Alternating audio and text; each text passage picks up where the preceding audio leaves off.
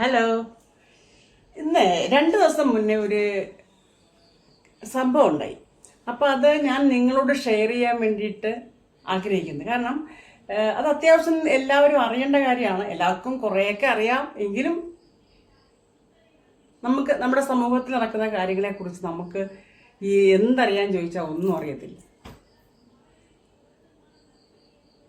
2 ദിവസം മുന്നേ ഉണ്ടായ അനുഭവമാണ്. അതെനിക്ക് നിങ്ങളോട് പറയണമെന്ന് തോന്നി. കാരണം അതിലെന്തെങ്കിലും സത്യാവസ്ഥയോ കൃത്രിമോ ഉണ്ടോ എന്ന് അറിയാൻ, നിങ്ങളുടെ അനുഭവം എങ്ങനെയാണെന്ന് അറിയാനായിട്ട്. ഇപ്പം നമ്മുടെ ഗവൺമെൻറ് ഹോസ്പിറ്റലുകൾക്ക് എല്ലാ സൗകര്യവും ഉണ്ട് അല്ലേ, എല്ലാവിധ ഡിപ്പാർട്ട്മെൻറ്റിലും ഡോക്ടേഴ്സ് ഉണ്ട്, മെഡിസിൻസ് എല്ലാം അവൈലബിൾ ആണ് എന്നൊക്കെയാണ് നമ്മൾ ടി വി കൂടെ അറിയുന്നത്. പക്ഷേ നമുക്കൊരു യാഥാർത്ഥ്യം മനസ്സിലാകുന്ന സമയം, യഥാർത്ഥമായിട്ട് നമുക്കൊരു അനുഭവം വരുമ്പോഴാണ് അതിൻ്റെ ആ പരിമിതികൾ അല്ലെങ്കിൽ അതിൻ്റെ ഉണ്ടാകുന്ന അഴിമതികൾ നമുക്ക് മനസ്സിലാകുന്നത്. ഇപ്പോൾ വീട്ടിൽ കഴിഞ്ഞ ദിവസം ഉണ്ടായിരുന്ന കാര്യം, നമ്മുടെ വീട്ടിൽ ഡോഗ്സ് ഒക്കെ ഉണ്ടല്ലോ, ബബ്ലു, ലൂക്ക, ടോബി, ബൂബു, അങ്ങനെ 4 പേരുണ്ട്. അപ്പോൾ നമ്മുടെ പഴയ വീട്ടിൽ നമ്മൾ മോഡിഫൈ ചെയ്ത് റിന്യൂ ചെയ്തിട്ട് അത് റെൻറ്റിന് കൊടുത്തേക്കുക, പിള്ളേരെ താമസിപ്പിച്ചിട്ടുണ്ട്, ഔട്ട് ഹൗസ് പോലെ. അവിടെ 5 പിള്ളേരുണ്ട്, പെൺകുട്ടികളാണ്, നല്ല പിള്ളേർ. അപ്പോൾ അവർ ഈ പപ്പീസുമായിട്ടൊക്കെ നല്ല ജോളിയാണ്, കളിക്കുക, അങ്ങോട്ടും ഇങ്ങോട്ടൊക്കെ ഓടിക്കളിക്കുക, ചാടിക്കളിക്കുക ചെയ്യുന്നുണ്ട്. ഇഞ്ചക്ഷനൊക്കെ എടുത്തതാണ് പട്ടിക്കൊക്കെ. അപ്പോൾ കഴിഞ്ഞ ദിവസം ഫുഡ് ഇങ്ങനെ കൈവച്ച് അവർ കൊടുത്ത് ഇവൻ എടുക്കാൻ വന്നപ്പോഴത്തേക്ക് നമ്മുടെ ഒരു കൊച്ച് പെട്ടെന്ന് ഇതിനെ കൈവലിച്ചു. അപ്പോൾ പെട്ടെന്ന് കയറി ഇങ്ങനെ പിടിച്ചപ്പോഴത്തേക്ക് അവൻ്റെ ഒരു പല്ല് ഇവിടെ ഇച്ചിരി കൊണ്ടു. പെട്ടെന്ന് തന്നെ സോപ്പ് വെള്ളമൊക്കെ ഒഴിച്ച് കഴുകി ഇതൊക്കെ ഇട്ട്, ഞാനൊക്കെ ആണെങ്കിൽ അങ്ങനെ ചെയ്യും, സോപ്പ് വെള്ളമിട്ട് കഴുകി തുളസിയിലൊക്കെ ഇട്ട്. ഞാൻ എൻ്റെ ഓർമ്മ വെച്ച കാലം തൊട്ട് തന്നെ എൻ്റെ കൂടെ പൂച്ചയുണ്ട്, പട്ടി കുറേ കാലമായിട്ടുണ്ട്. പൂച്ചയൊക്കെ എൻ്റെ ഓർമ്മ തൊട്ടുള്ള കാലം തൊട്ടുണ്ട്. ആ സമയത്തൊക്കെ പൂച്ചയെ മാന്തുകയൊക്കെ ചെയ്യും. അതൊക്കെ അങ്ങനെ ഈ സോപ്പിട്ട് കഴുകി തുളസിയിലിട്ടൊക്കെ പോകും. അങ്ങനെയാണ് നമ്മൾ ചെയ്യുന്നത്. അപ്പോൾ ഇതിപ്പോൾ നമ്മുടെ ഒരു കുട്ടി ട്രിവാൻഡ്രത്ത് നിന്നുള്ള കുട്ടിയാണ്. അപ്പോൾ നമ്മൾക്ക് അതിൻ്റെ ഒരു ഉത്തരവാദിത്തം കാണിക്കണ്ടേ. അപ്പോൾ അതിന് വേണ്ടിയിട്ട് സോപ്പിട്ട് കഴിയെങ്കിലും ഇഞ്ചക്ഷൻ എടുക്കാൻ വേണ്ടിയിട്ട് നേരെ ചേർത്തല താലൂക്ക് ഹോസ്പിറ്റലിൽ ചെന്നു, ഗവൺമെൻറ് ഹോസ്പിറ്റലിലാണ്. അപ്പോൾ അവിടെ ചെന്നപ്പോഴത്തേക്ക് അവർ ഒരു ഇഞ്ചക്ഷൻ എടുത്തു. എന്നിട്ട് പറഞ്ഞു, ചോര വന്നതുകൊണ്ട് നമുക്ക് ആലപ്പുഴ വണ്ടാനം ഹോസ്പിറ്റലിൽ ചെല്ലണമെന്ന് പറഞ്ഞു. ഇപ്പം സ്ഥിരം അങ്ങനെ ചെയ്യുന്നുണ്ട്. അതെന്താണ് അതിൻ്റെ അർത്ഥം? ഇത്രയും വലിയൊരു ഗവൺമെൻറ് ഹോസ്പിറ്റലിലൂടെ കിടന്നിട്ട് ഒരു ഇഞ്ചക്ഷൻ എടുക്കണമെങ്കിൽ നേരെ വണ്ടാനം ഹോസ്പിറ്റലിൽ പോകണമെന്ന് പറയുന്നത് തന്നെ നമ്മളൊരു പോരായ്മയാണ്.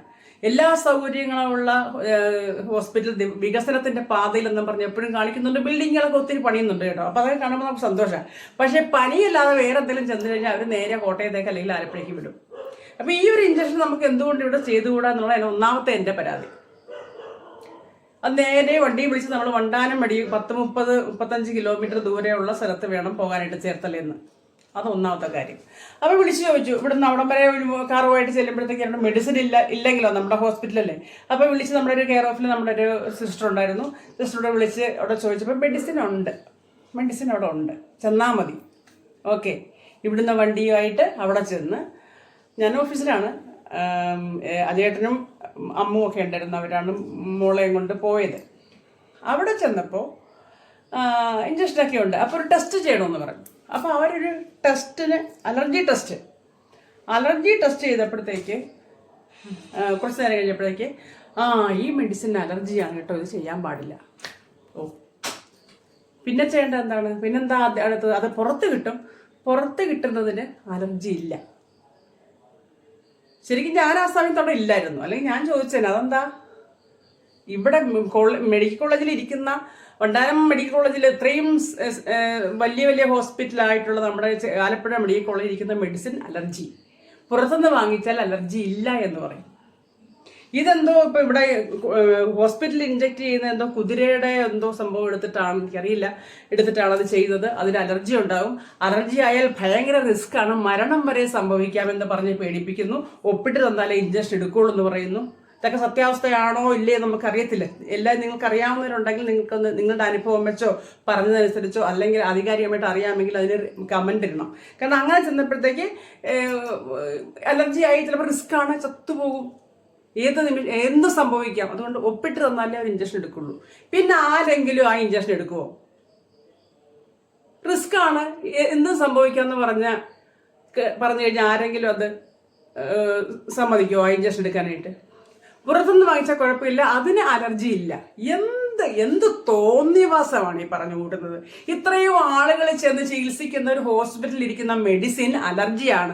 തൊട്ടപ്പുറത്തുള്ള കടയിൽ നിന്ന് വാങ്ങിച്ചാൽ അലർജി ഇല്ല. എന്നിട്ട് 3600 രൂപ കൊടുത്ത് അവിടുന്ന് 3600 700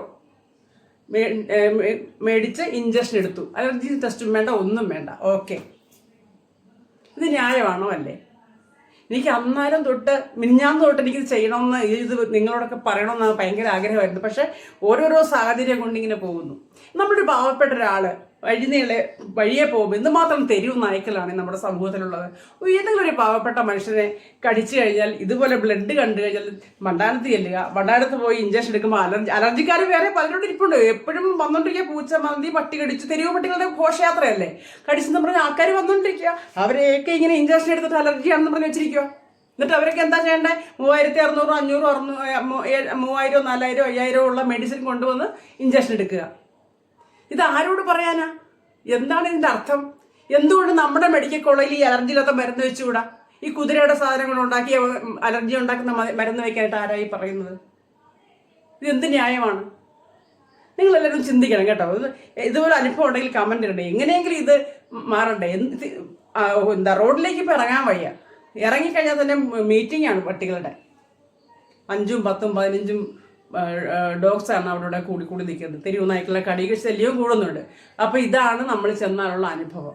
നിങ്ങൾക്ക് ഇങ്ങനെ അനുഭവം ഉണ്ടെങ്കിൽ ഒന്ന് കമൻറ്റ് ചെയ്യണം കേട്ടോ. ഇത് ഷെയർ ചെയ്യുക, എല്ലാവരും അറിയട്ടെ. കാരണം നമ്മളെ ആശ്രയിക്കുന്ന ഒരു വലിയ മെഡിക്കൽ കോളേജ്, ആലപ്പുഴ മെഡിക്കൽ കോളേജിലെ കാര്യമാണ് ഞാൻ ഈ പറയുന്നത്. ചേർത്തല താലൂക്ക് ഹോസ്പിറ്റലാണ്. ഈ മെഡിസിൻ ഒന്നുമില്ല. ചെറിയ ഇഞ്ചക്ഷൻ എടുത്തിട്ട് അവർ നേരെ വണ്ടാരത്തേക്ക്. പിന്നെ അവിടെ ചിലപ്പോൾ മുറിയിൽ ഇഞ്ചക്ഷൻ എടുക്കാൻ അലർജി, പിന്നെ പുറത്തുനിന്ന് വാങ്ങിക്കുക. അതാണ് സമ്മറി. എന്ത് ചെയ്യാൻ പറ്റും?